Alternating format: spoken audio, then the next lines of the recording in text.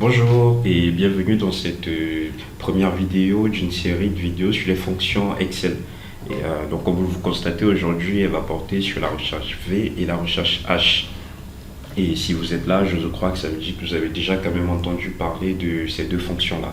Mais bon, disons, on va déjà commencer par les définir. La recherche V, tout comme la recherche H, en fait, ce sont des fonctions qui vont faire une recherche dans une plage de données que vous lui aurez fournie et vous ramener une valeur correspondant à celle que vous recherchez, en fait.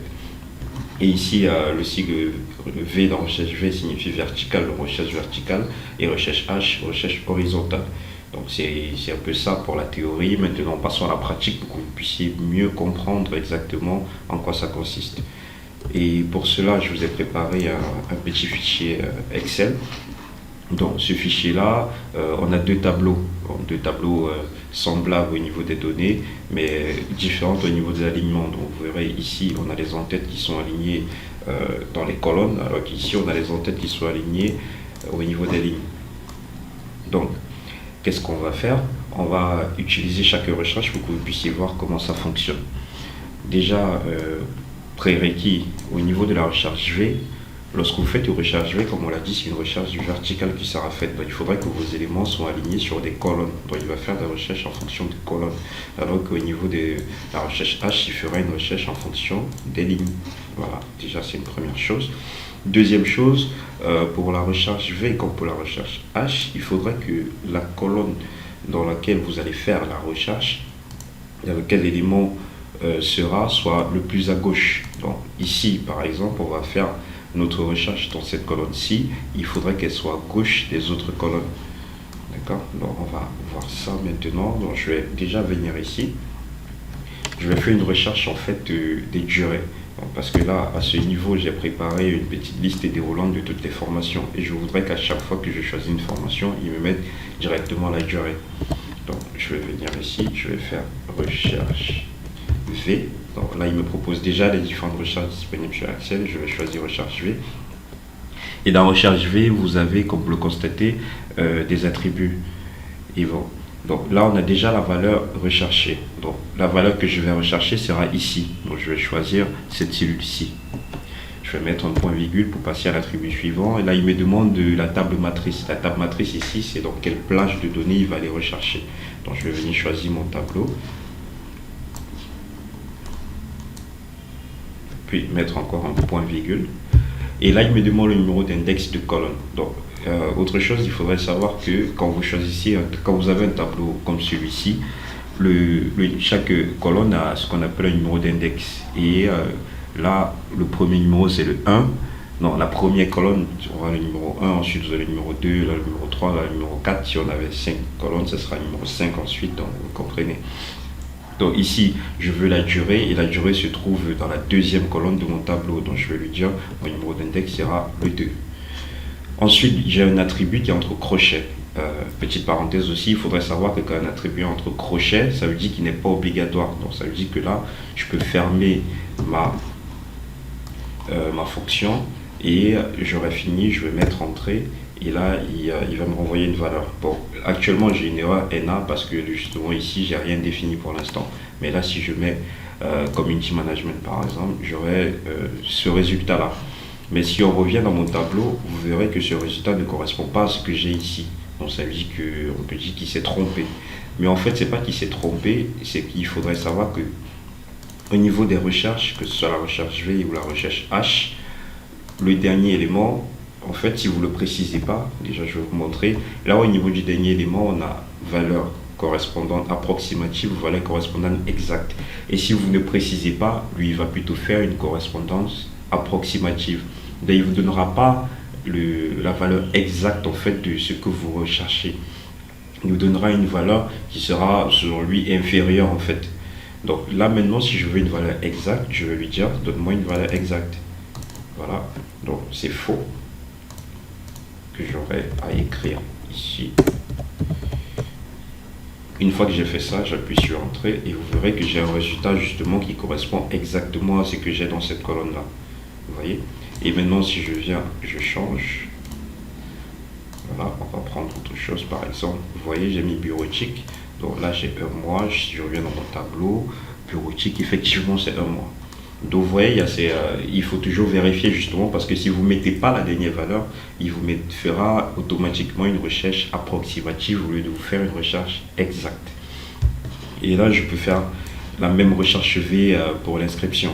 Bon, je ne vais pas, s'il y a cette possibilité de tirer la ligne, mais je ne vais pas le faire parce que ça ne va pas correspondre. Vu que là, justement, si je reviens là, ça ne va pas correspondre en fait au niveau du numéro d'index, vu que là, l'inscription n'est pas la deuxième colonne, mais plutôt à la troisième.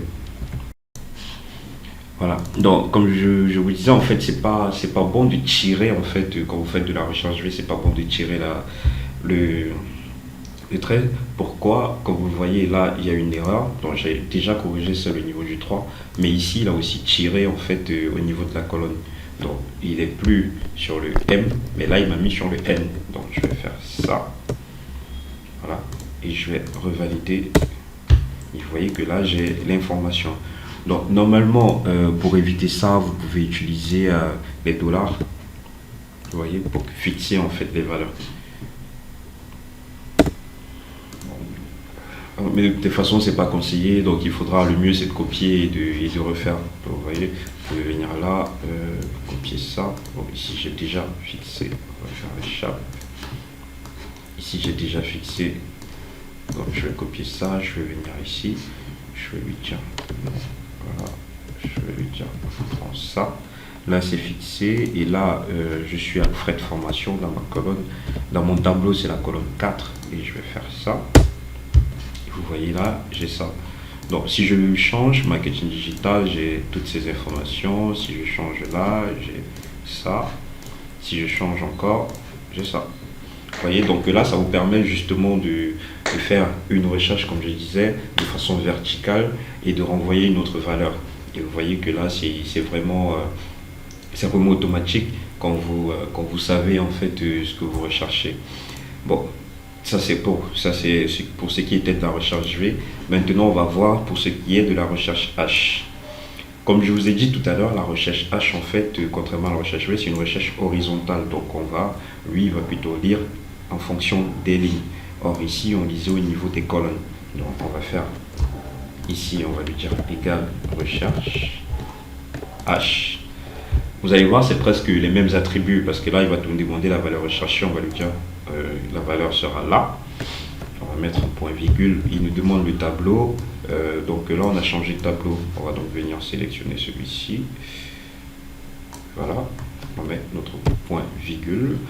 Au lieu de l'indice de colonne comme tout à l'heure, il va plutôt demander l'indice de ligne. Et ça fonctionne toujours comme des colonnes en fait. Donc c'est toujours, là j'ai ma première ligne, la deuxième. Donc la première, la deuxième, la troisième et la quatrième. Voilà. L'information que je veux, elle est dans la deuxième ligne. Donc c'est la durée. Donc je vais lui dire indice de ligne 2. Et là, comme je disais tout à l'heure, si on laisse comme ça, je vais le faire, on aura encore une information approximative et non une information exacte. Donc si je choisis marketing digital, vous voyez, il me dit que ça fait un mois. Or, si je viens ici, je ne suis pas sûr que ça fasse un mois, ça fait 2 semaines. Donc là, je vais revenir, je vais lui dire non, je ne veux pas une information approximative, mais je veux une information complète, en fait, une information exacte. Donc, donne-moi une information exacte, voilà, et j'ai mon information exacte qui est de 2 semaines. Donc, en fait, comme vous l'avez constaté, c'est un peu ça la différence entre la recherche V et la recherche H. Dans la recherche V, on cherche dans les colonnes, alors que la recherche H, on cherche au niveau des lignes. Mais il faudrait que les éléments recherchés soient le plus à gauche. Vous voyez? Donc, au niveau des colonnes, ça doit être à gauche, et au niveau des lignes, ça doit être le plus haut possible. Voilà. Maintenant, je vous ai mis ici notre tableau. Donc, parce que vous savez, là, tout à l'heure, ce qu'on a fait une recherche dans le même fichier, dans la même feuille en fait. Ici, on va essayer de faire une recherche dans une feuille différente. Donc ici, je vais refaire ma recherche V.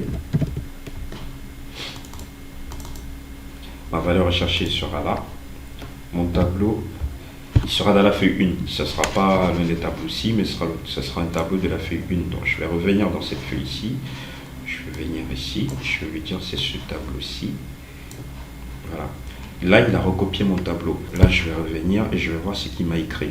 Bon, je vais lui dire que ce n'est pas exactement ce que je veux. Je vais modifier ici. C'est dans la feuille 1. Voilà. Je mets mon point virgule. Mon numéro de ligne, c'est 2. Et là, la valeur approchée, c'est ceci. La valeur exacte, excusez-moi, je vais faire égal.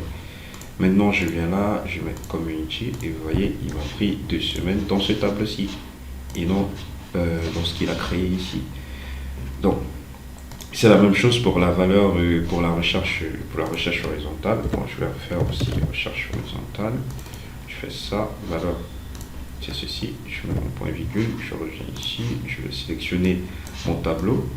Donc, c'est celui-ci. Je vais voir ce qu'il m'a créé ici. Il m'a toujours mis sur la feuille 2. Je lui dis non, c'est feuille 1. Je vais faire ça, point virgule, numéro de ligne 2. Et n'oubliez jamais de mettre valeur exacte. Voilà. Et si je choisis là, excusez-moi, ici j'ai créé une liste en fait déroulante. Donc je vais faire ça. Voilà. Donc, vous voyez, c'est bon. Donc voilà pour ce qui est de la recherche V et de la recherche H, que ce soit dans la même feuille ou dans des feuilles différentes. Et il faut savoir aussi que la recherche V est parmi les fonctions les plus utilisées sur Excel. C'est le troisième après la fonction somme et multiplication si je ne me trompe pas. Donc actuellement, vous avez donc toutes les compétences nécessaires pour faire une recherche V, une recherche H. Et là, en fait, vous ne pourrez pas vraiment voir l'apport de cela, mais lorsque vous aurez des tableaux, vous aurez un grand tableau et vous aurez un autre où vous devez récupérer une valeur de ce grand tableau-là, vous verrez exactement quel est l'apport de cette recherche V. Donc, vous pourrez toujours vous abonner pour de nouvelles vidéos parce qu'il y en aura d'autres sur les fonctions Excel. Vous pouvez aussi laisser en commentaire si vous avez des questions ou des propositions d'autres fonctions que vous souhaiterez connaître. Donc, et là, vous verrez s'afficher à droite de l'écran, je pense, d'autres vidéos sur d'autres thématiques qu'on a sur la chaîne. D'ici là, j'espère que vous avez aimé la vidéo et si ça vous a plu, vous pourrez toujours liker. Et bonne journée à vous.